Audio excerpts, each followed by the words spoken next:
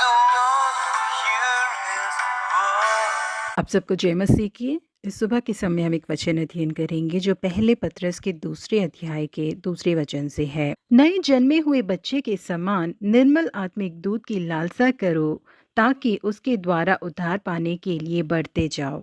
एक बार एक बुजुर्ग मसीह विश्वासी ने अपने आत्मिक अनुभव के बारे में कुछ इस तरीके से कहा, भले ही मैंने अपने आत्मिक जीवन में बहुत ज्यादा उन्नति नहीं की है, लेकिन मैं जहाँ था वहीं पर स्थिरता से खड़ा हुआ हूँ। वो अपने ट्रैक्टर में भारी लकड़ी के फट्टों को लेकर आ रहे थे कि उनके ट्रैक्टर का पहिया जाकर गहरे कीचड़ में फंस गया। वो ट्रैक्टर आगे बढ़ ही नहीं पा रहा था, वहीं पर रुक गया था। उस बुजुर्ग व्यक्ति के कितने कोशिश करने के बावजूद उसे वो आगे नहीं बढ़ा पा रहे थे। बहुत ज्यादा कोशिश करने के बाद थक कर वो बुजुर्ग व्यक्ति ट्रैक्टर के ऊपर जो लकड़ियां थी उसके ऊपर चढ़कर बैठ गए। उस समय वहां से उनके कलीसिया के एक विश्वासी गुजर रहे थे जिन्होंने इन्हें देखा। इस बुजुर्ग व्यक्ति की आत्मिक गवाही को सुनकर थक चुके उस विश्वासी ने उनसे पूछा, लगता है आप अपनी गाड़ी को हिला नहीं पा रहे हैं, लेकिन आप इस बात से खुश हो जाइए कि अब ये गाड़ी स्थिरता से एक ही जगह पर खड़ा हुआ है। जी हाँ प्रिय परमेश्वर के लोगों, हमें कभी भी अपने आत्मिक जीवन की उन्नति में तृप्त नहीं हो जाना चाहिए और ना ही कभी उसमें ठहराव आना चाहिए।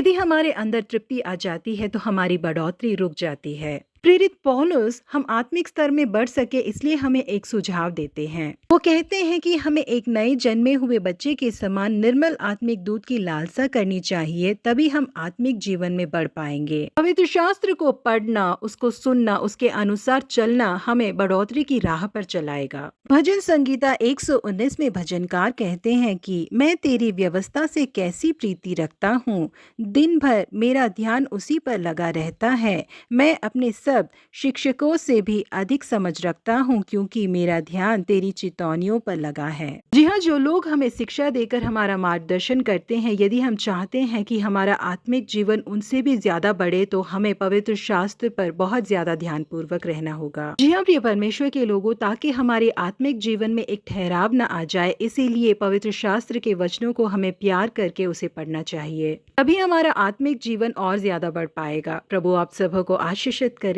Have a blessed day.